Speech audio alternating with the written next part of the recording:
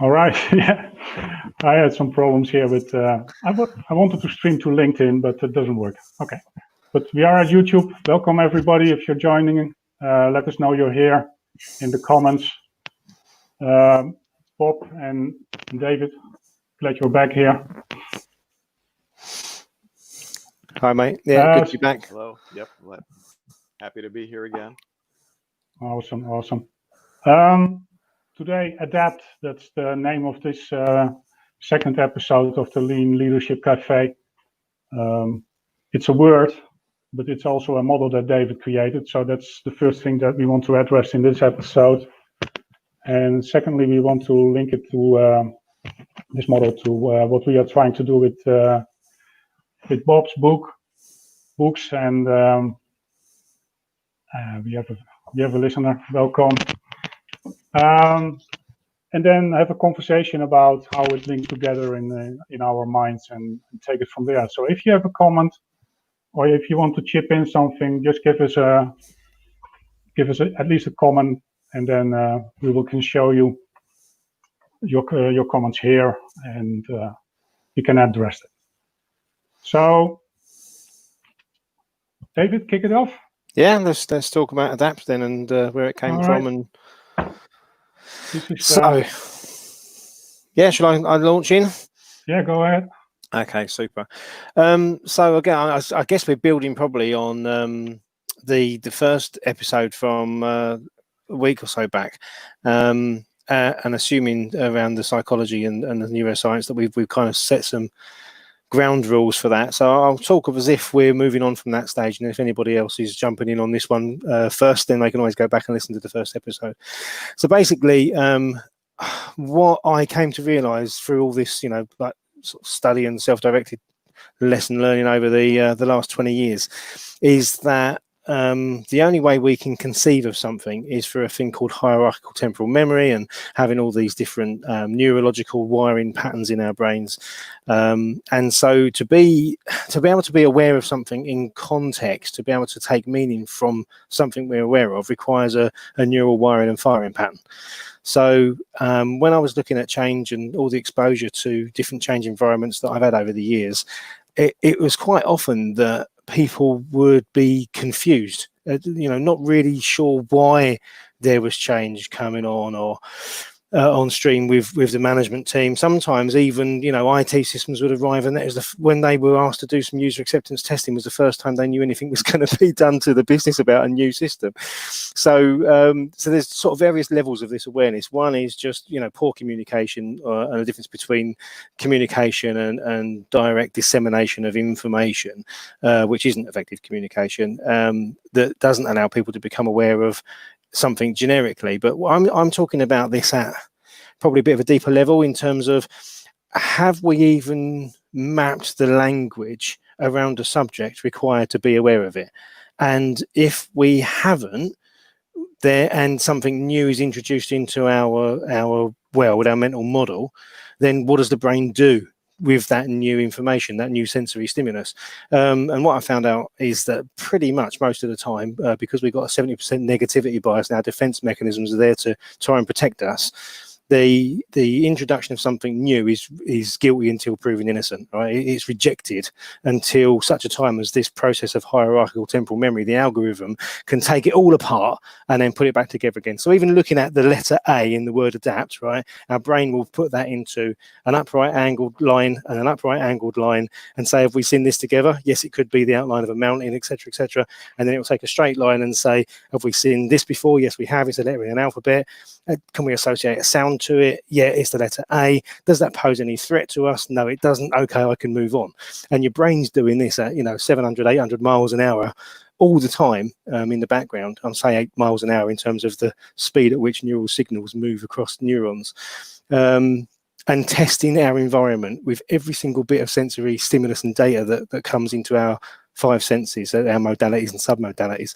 So to be aware of something, we basically have to have all of that in a nutshell. Is we have to have a neural wiring and firing pattern that can accept it, or to at least process it before we can start to accept it.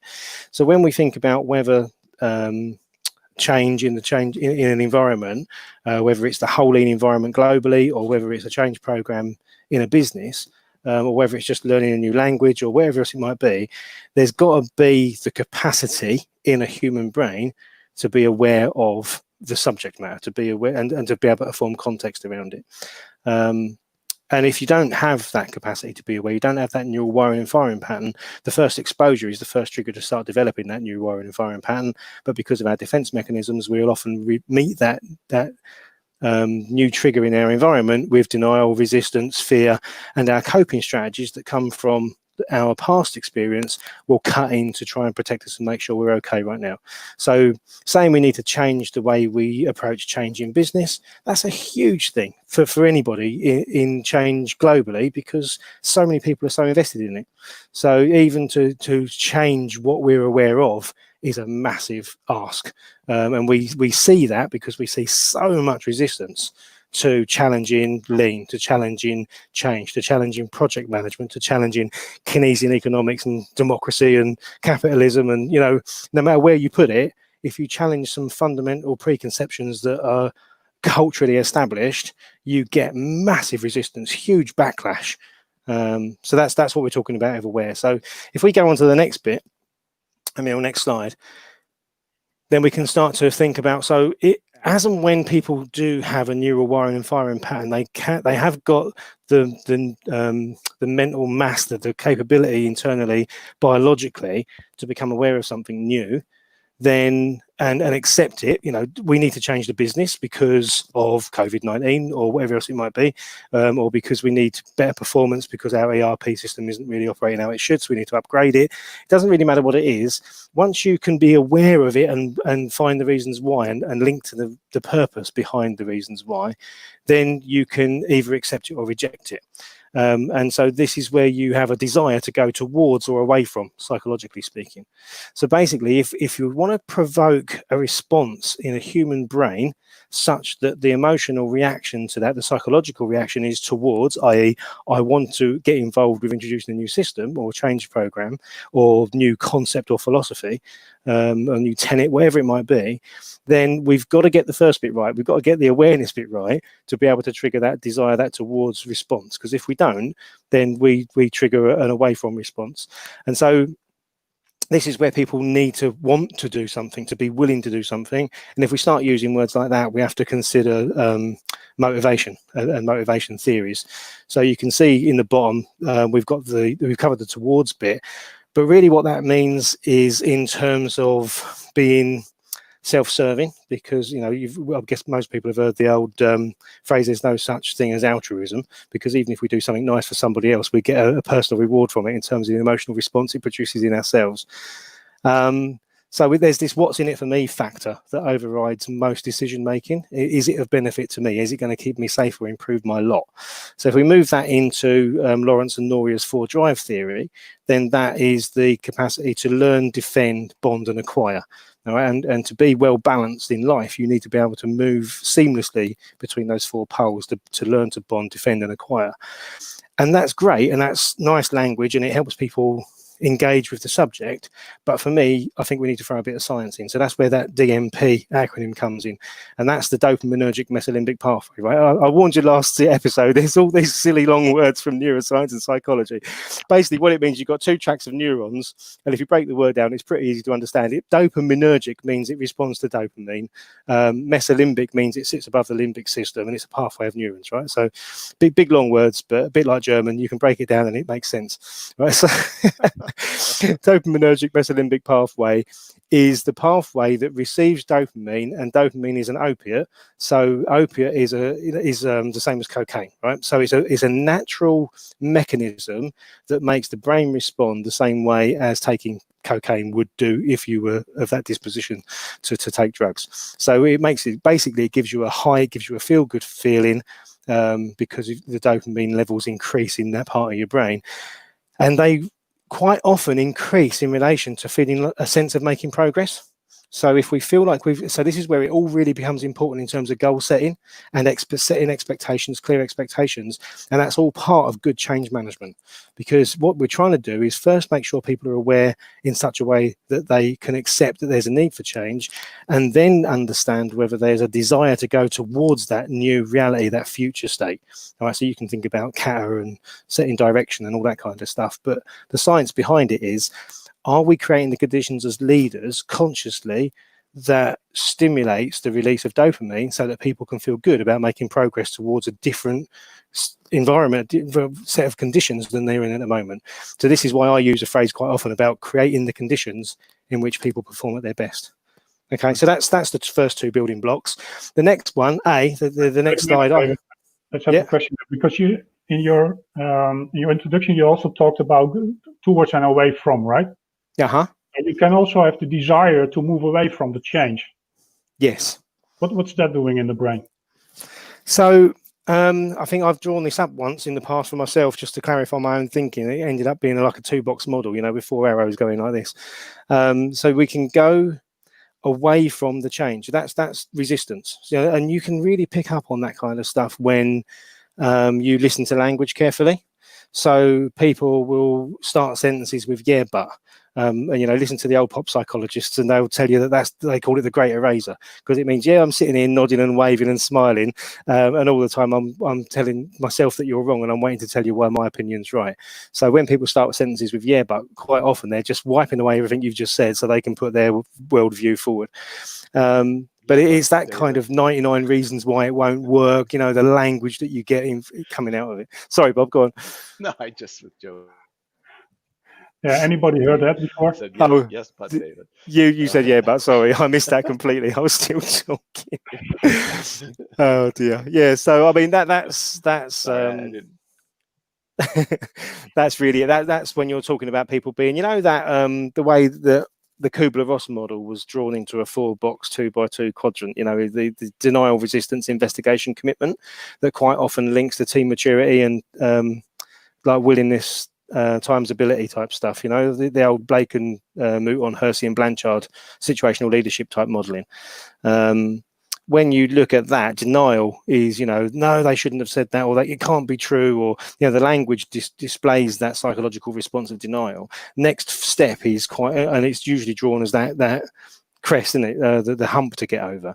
The next box is resistance, and resistance is, yeah, but, they should. It's all about blame and projection, and the language that lets you know where people are at in their emotional response, and quite often people can get stuck there, and if they do, then they'll even if they pay lip service to a change program, you can see me calling memories back of multiple change programs, that can last for years, and they'll say what they've got to say to survive in their environment, and keep their jobs and keep the money coming in, but never ever believe in the change program and never ever be completely invested in it. So and that's where you see change programs slip over time.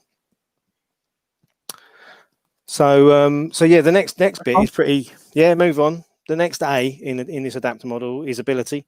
And this is, we can skip past this pretty quick, because let's face it, this is what the whole world and its dog has been focused on forever. It's about training tools and techniques.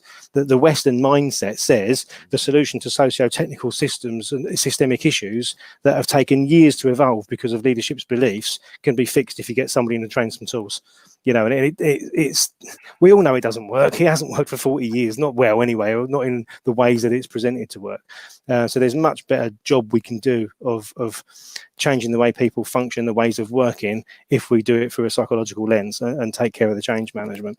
But basically, that's it really. It's the skills bit, but you do have to have the physical skills to be able to do something new. There's no denying that. So there's a place for it. It's just not 100%. It's 20%. But the biggest thing here for me is, do people have the emotional intelligence, to quote Daniel Goldman's book and terminology? Are people really compassionate enough? Do they care that they're doing the right thing for others, or do they care about bottom line profit and the data that's coming out of spreadsheets? There's a different type of ability at this level that we really need to look at. And again, when we get to T, which is tracking, it's about tracking these things rather than just the numbers. So it's a different, for me, ability is not just physical ability or skills-based ability to do something in terms of process flow or work or machining metal on a lathe or a mill or making a plan or, you know, wherever else it might be. It's about the compassion side of it, you know, as we said before, what the human aspect that gets the commitment rather than just the compliance. So that's that. So and the next one is the bit that I'm most interested in, but I'll keep an eye on time. The performance opportunity, right? An opportunity to perform. We had to play with it to get it into a word that, you know, for an acronym, because everybody expects that in the market too. But how leaders' beliefs, and this comes back down to their own psychological predisposition of blame and projection in defense of themselves and all that kind of stuff. Do leaders, thinking of that term, create conditions in which people can perform at their best, allow, and this is, if you go back to Toyota and Lean, you know, this is about letting go. You know, in the early days, there was a lot of reference to managers need to learn how to let go. And this is the Japanese way of putting in English this capacity to know thyself, you know, understand what you're doing to others based on your own emotional response in stressful situations.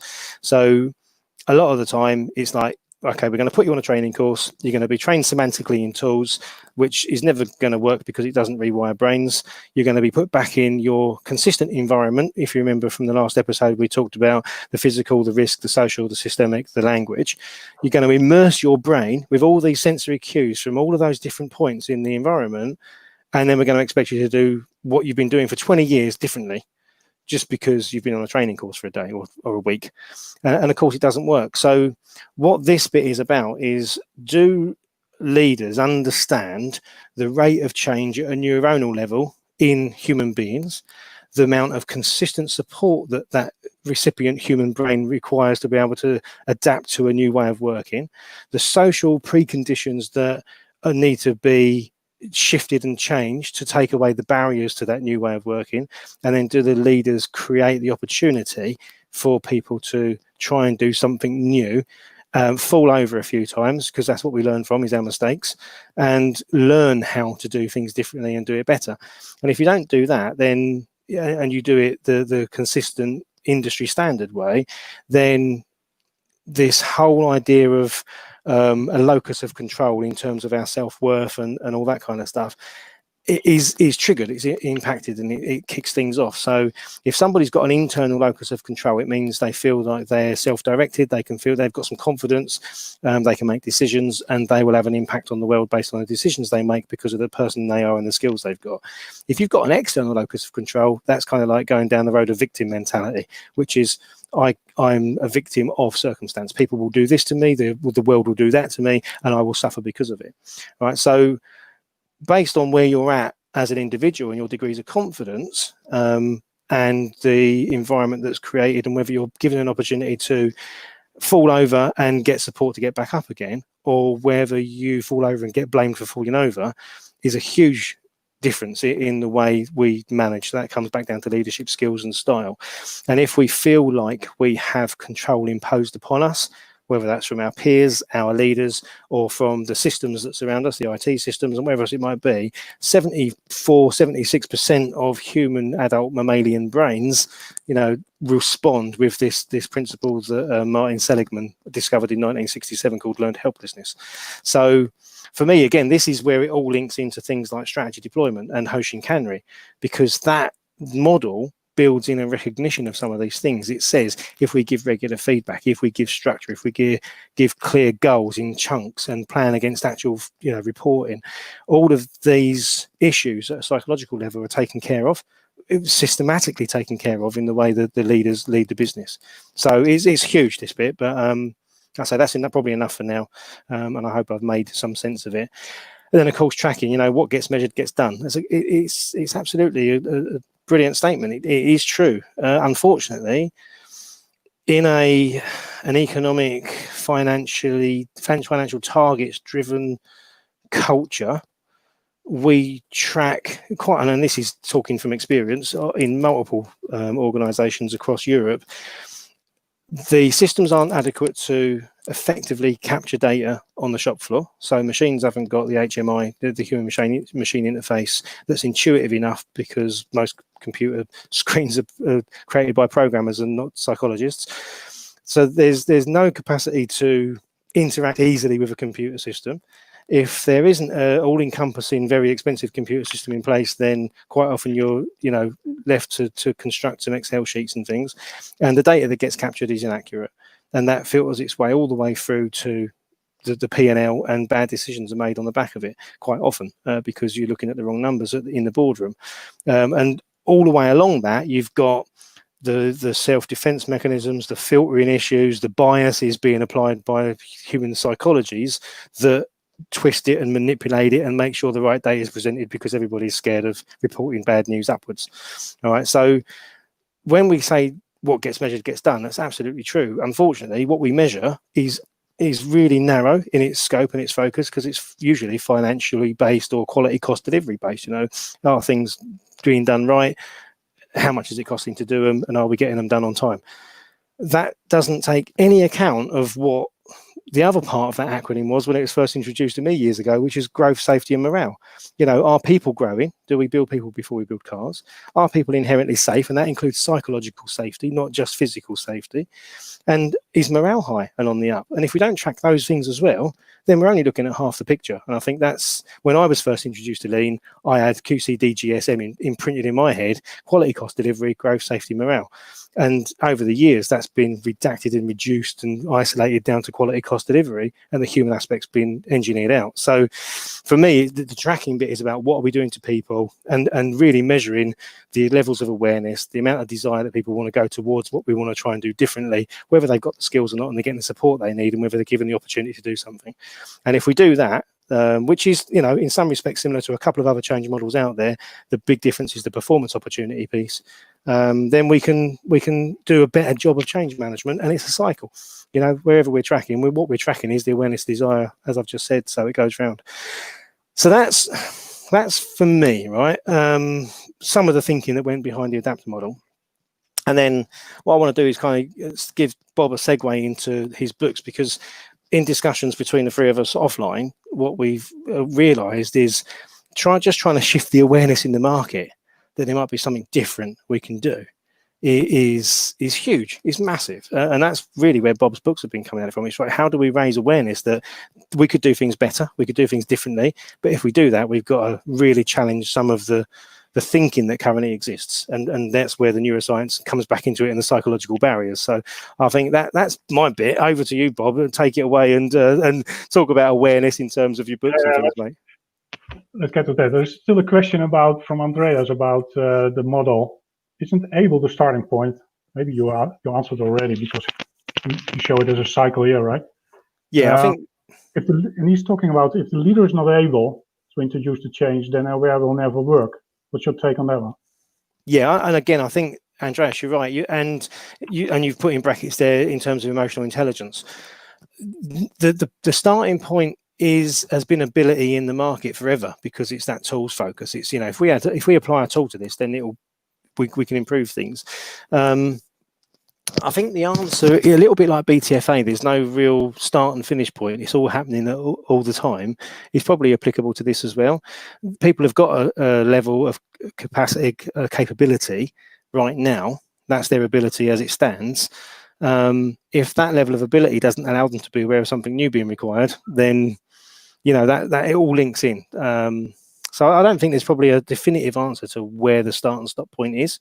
I just find it's easier that if you start with, if a human brain hasn't got the capacity to even be aware of something, then you know that you've got to put a lot of effort into communication at that point. And if it's their current levels of ability that are shutting them down to new possibilities, then it's challenging the ability and what abilities might look like in the future, which is also part of awareness.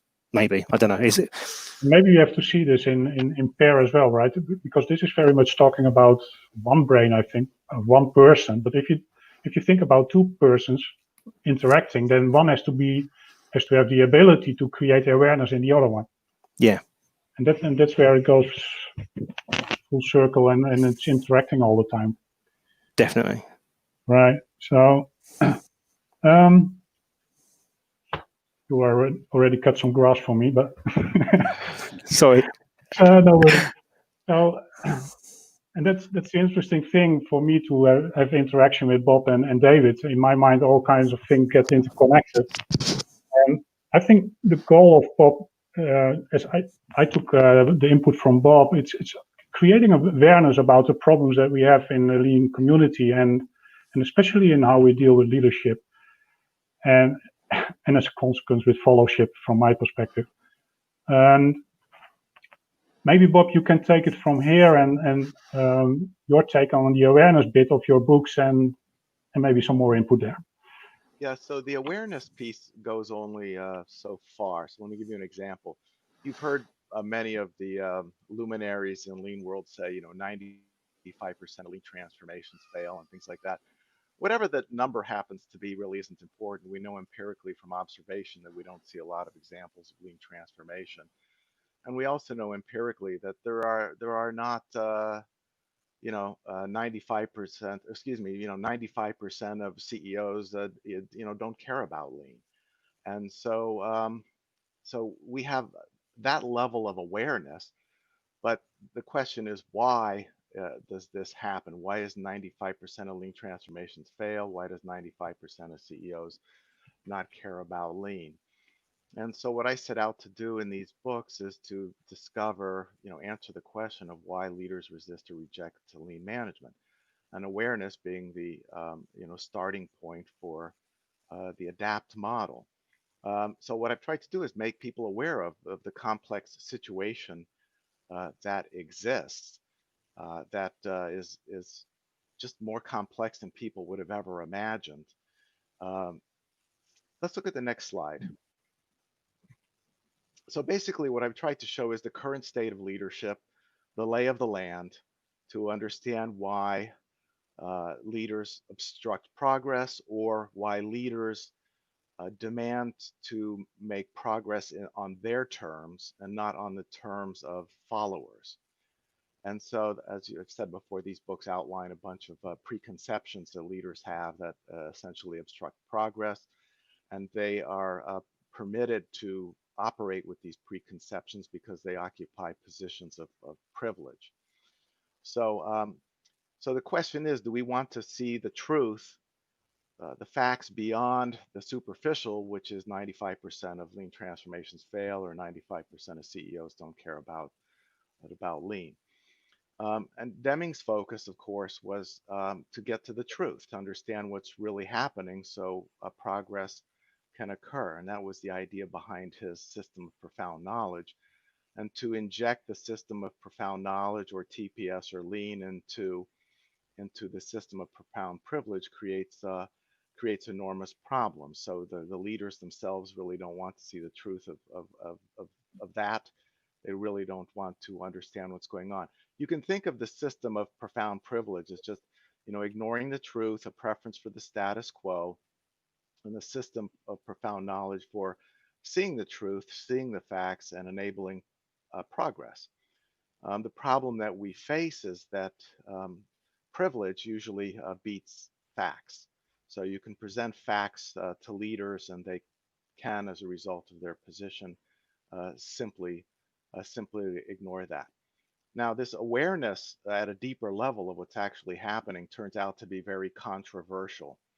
And so people who are defenders of the status quo, of course, will just dismiss my work, out of hand, because it's not the story that they want to hear. And similarly, in lean world has its own status quo that has come into being over the last few decades, where there is a resistance to seeing the truth, the facts beyond the superficial. What's interesting is the world of agile and agile software development.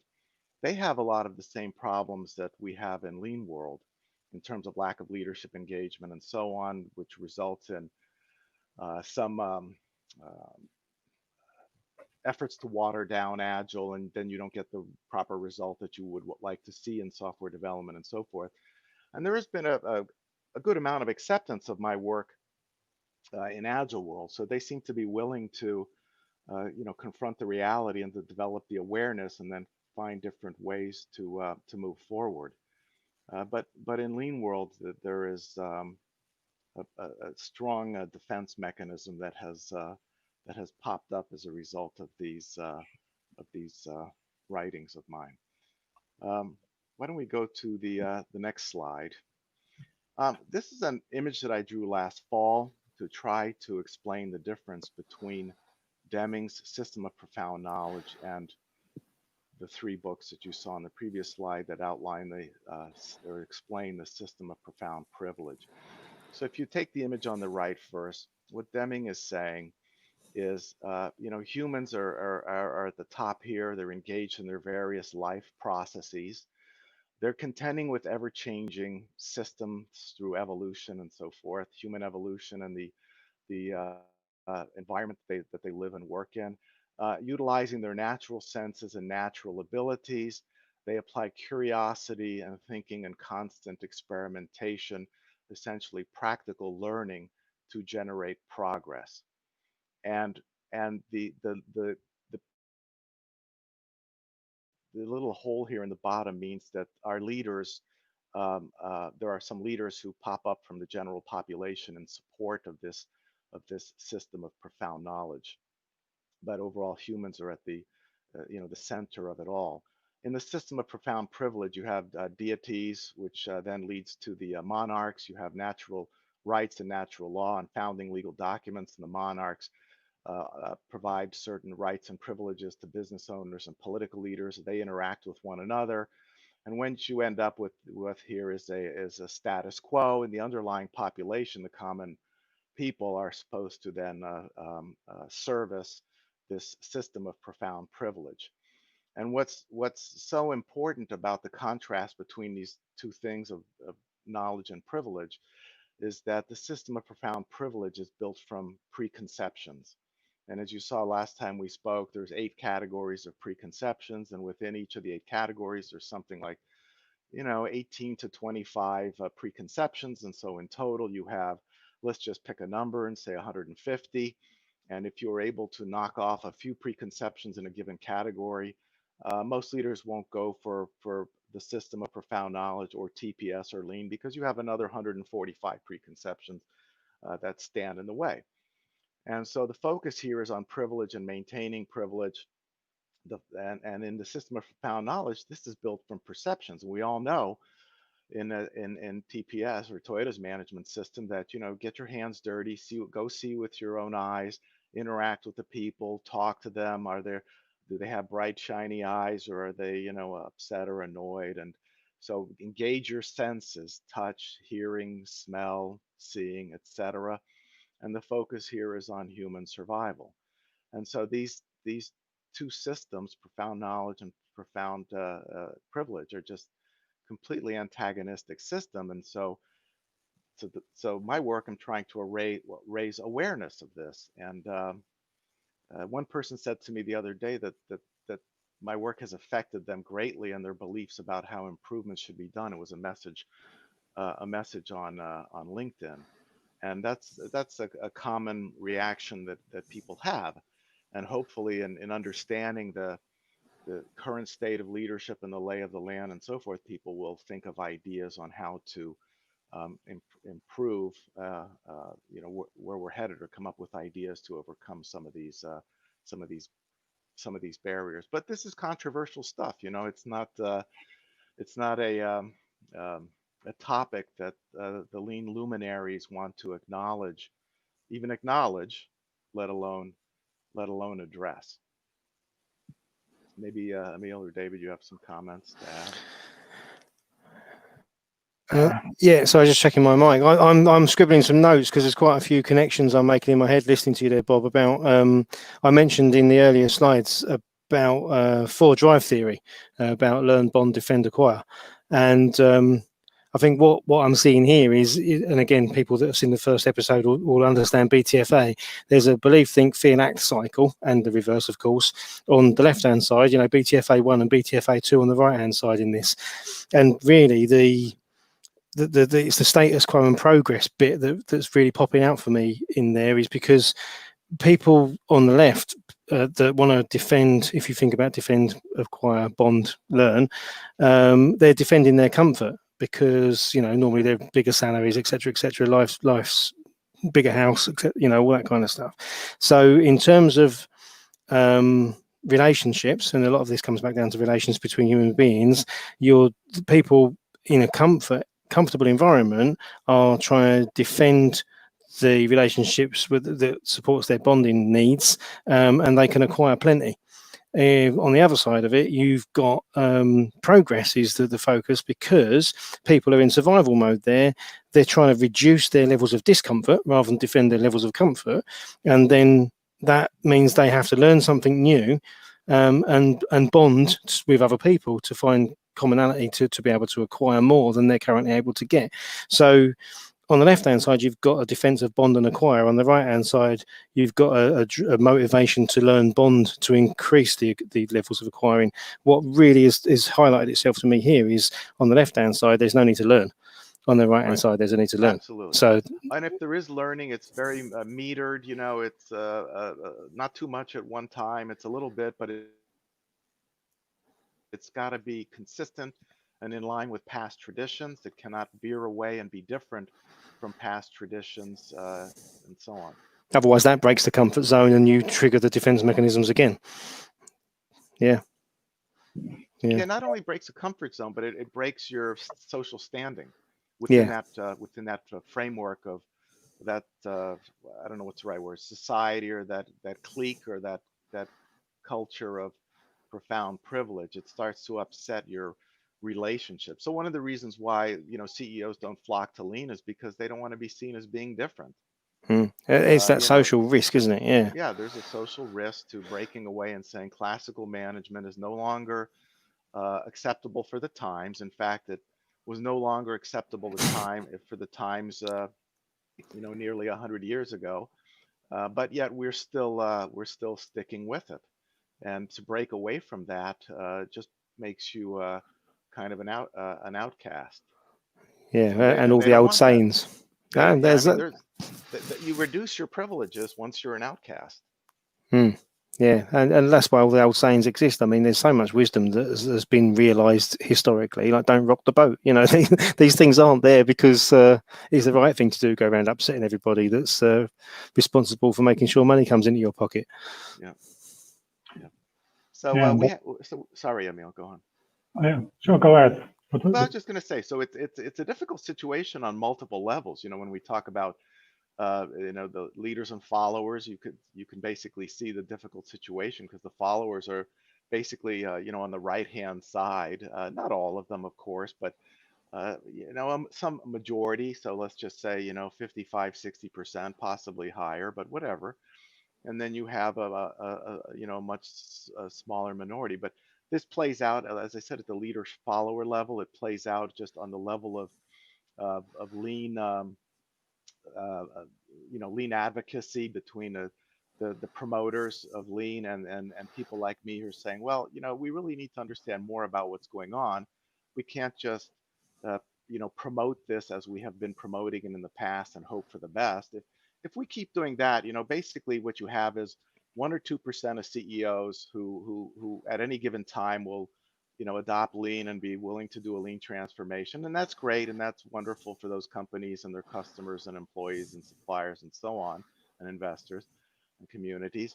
But lean reaches its own sort of equilibrium point, its own status quo of not being able to do much better than that if you don't address the issues that I've raised, which relate to the awareness of what's driving these low numbers. And in fact, people may conclude that, yeah, the 1 or 2% of CEOs at any given time that are for lean is good enough, and that's okay. That's a decision that people can make, so forth.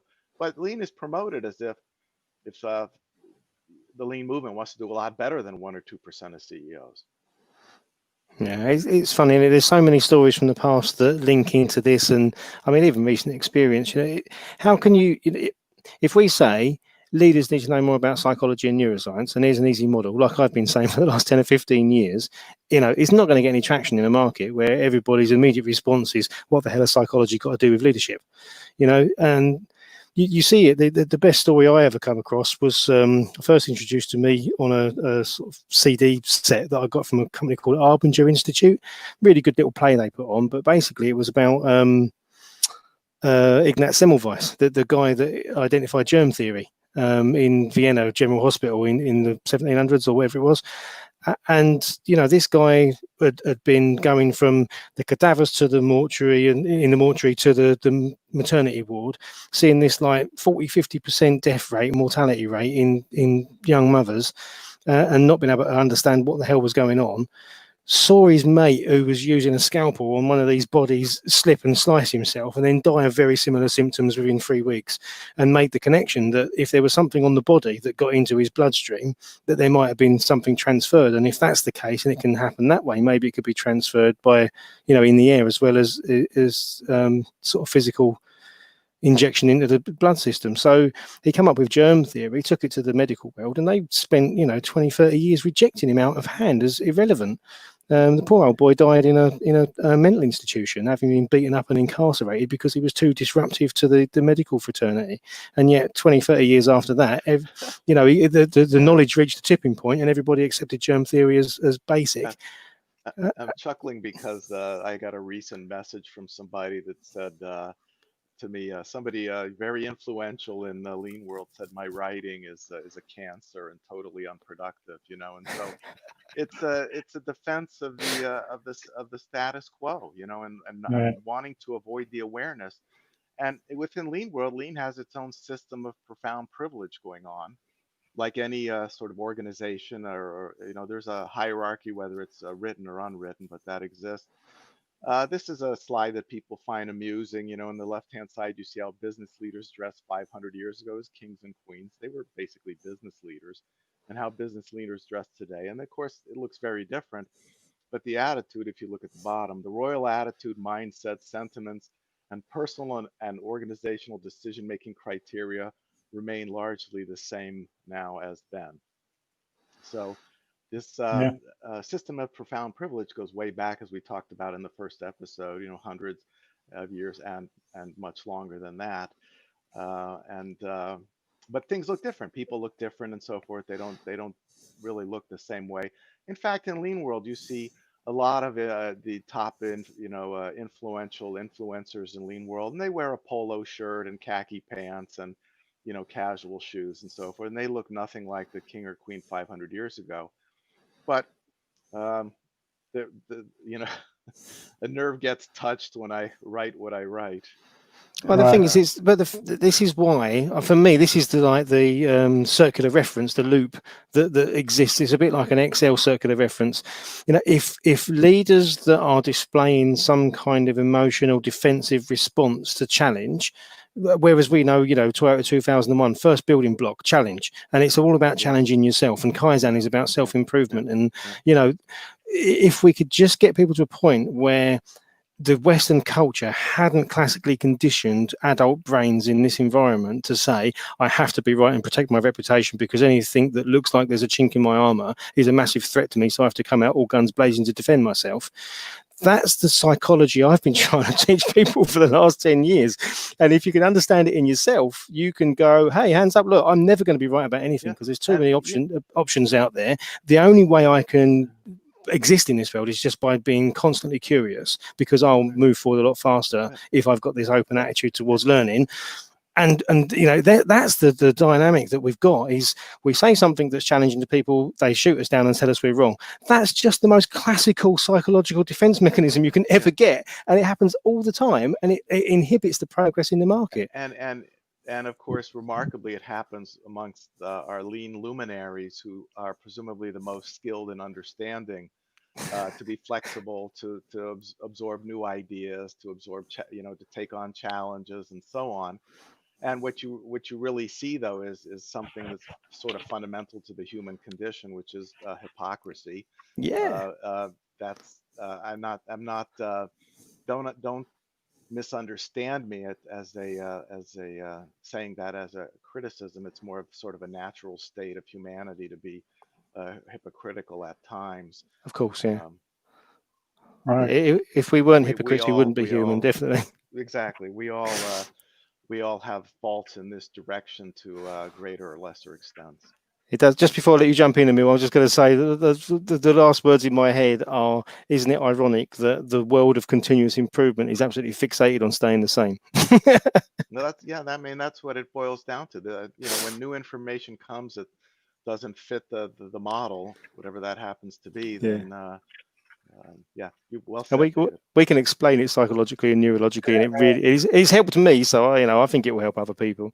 Well, right. I mean, understanding what's going on is fundamentally a good thing. The difficulty comes, okay, now that we have the why questions answers, what do we do about it? With the Yeah, how, the yeah, how is exactly. now becomes the huge challenge that nobody really has the answer for. We really have to get our heads together, and this is something that I've advocated in my writings years ago. Is that the lean community, for the most part, seems to me to be scattered about, and we're not putting together our best thinking to solve the most pressing problems. And if you think about, how do you get more CEOs interested in lean? Well, you basically have to take this on as a Kaizen team. Get everybody together, give them some constraints on problem solving, and force them into to use their human intelligence and creativity, and think of some ways to improve. Definitely, and that needs a new language. So, Emil, over to you for some more on new language. Introduce this one to us, mate. Yeah. So the other day I read a book. It's called The System and Revolution by Dr. Shiva. And what he put forward is that there are actually two kinds of sets of goals. And the first set is power, control, and profit. And I think what we have been talking about is that people empowered, they want to keep their power, they want to keep their control, and they want to keep the profits. And it's not just in business, it's also in general business, it's also in the lean business. Somehow we want to keep the power and the control and the profit. And and the other set that Dr. Shiva is proposing or putting forward is that there's another set of goals that you can pursue, and that's truth, freedom, and health. And in my mind, that's what progressive management is trying to achieve: to get closer to the truth, to get more freedom, and get more health.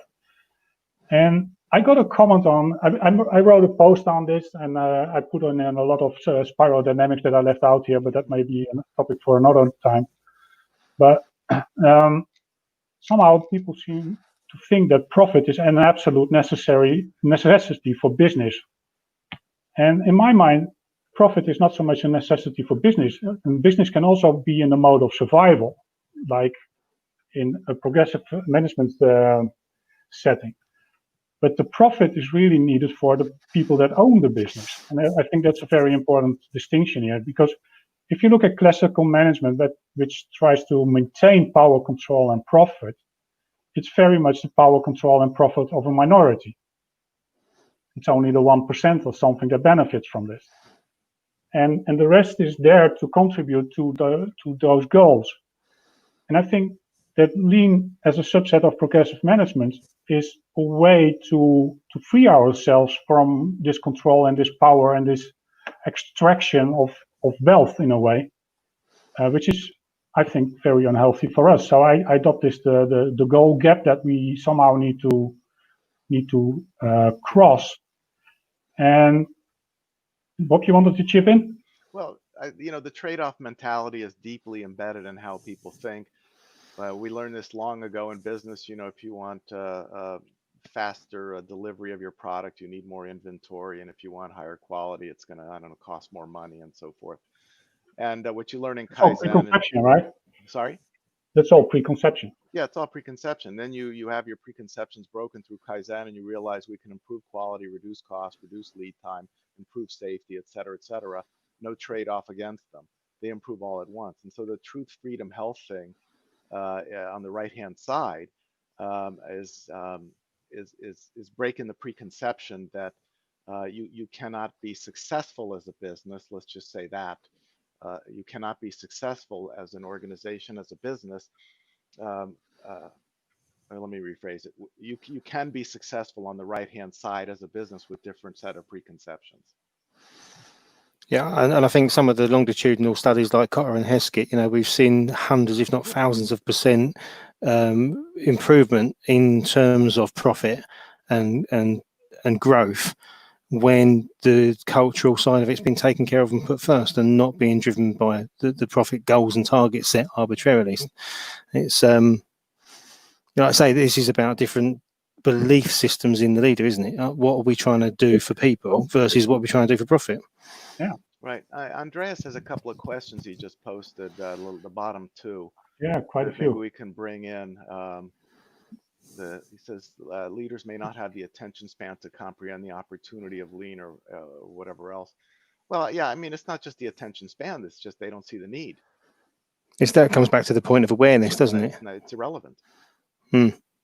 Yeah, I mean, it's seen as not, it reminds me of, how a cat, you can make certain noises to have a cat. You want the cat to look at you and acknowledge you, and they just ignore you. The sounds you make are just irrelevant to life and the well-being of a cat. And so the lean community is making all kinds of sounds to CEOs, and they're like, well, this is just irrelevant to my life as a CEO and well-being of the company. And if you observe cats, you see what they find as relevant to them. But it's not and they what just we like think it is. experimenting with things and knocking things on the floor just to see if they'll break as well, don't they? Yeah, and they look at the bird fly by and they make little sounds and so forth, and hear scratching behind the wall, and that interests them. But the stuff that we have to say is irrelevant. So I think it operates on a sort of it's not a question of attention span and that sort of thing. Andreas then had another one, said it's of course it's about the profit and the neoliberal world of economics we live in. This is something I've pointed out in The Triumph of Classical Management, how deeply rooted the understanding of classical and neoclassical economics, and as well as more recently, neoliberalism and such. And this stuff is deeply embedded, has a long history, and there's a large, huge number of people who are who like that system and believe it's good, and there's truth to the fact that it's done a lot of good things over the years. But what we're arguing is that some adjustments and changes need to be made to move from classical management to progressive management, because times have changed, and also our understanding of economics and behavioral economics and things like that have changed as well. And so we can't stay rooted in the past of the 18th and 19th century understanding of economics in the 21st century. But that is a powerful set of preconceptions for CEOs, for sure. Yeah, and also the benefits, which are very skewed in their distribution, right? Yeah, and the benefits and the resulting privileges, or vice versa. Privileges result in the benefits, whatever. Right. It's just a case. I mean, no one can deny that life in the West or on this planet is better now than it was 400 years ago, or in the 1200s when they were witch hunting or whatever else it might be. And technology plays a big part in that. The fact is, over the last 50, 60, 70 years, we've had industrial engineering and management best practice and lean all coming together and evolving into, and Six Sigma coming along from Motorola and Agile. And, like I say, the guys from Agile, they are more open to things than I've seen that as well in terms of the behavioral side of stuff. Yep. But that doesn't mean to say we found the solution. No. Why just because we're doing okay now, does that mean we should start looking to make progress and improve what we're doing? It seems like we've ended up at this kind of at the buffer stop, and there was a siding we could have gone off and we've ignored it. It's just a case for me of, look, we talk about continuous improvement. Let's continuously improve. There's a whole world of psychology and neuroscience that I've been able to explain the philosophy through for myself. And I've seen how and why, if you introduce some of that thinking, you can do a much better job.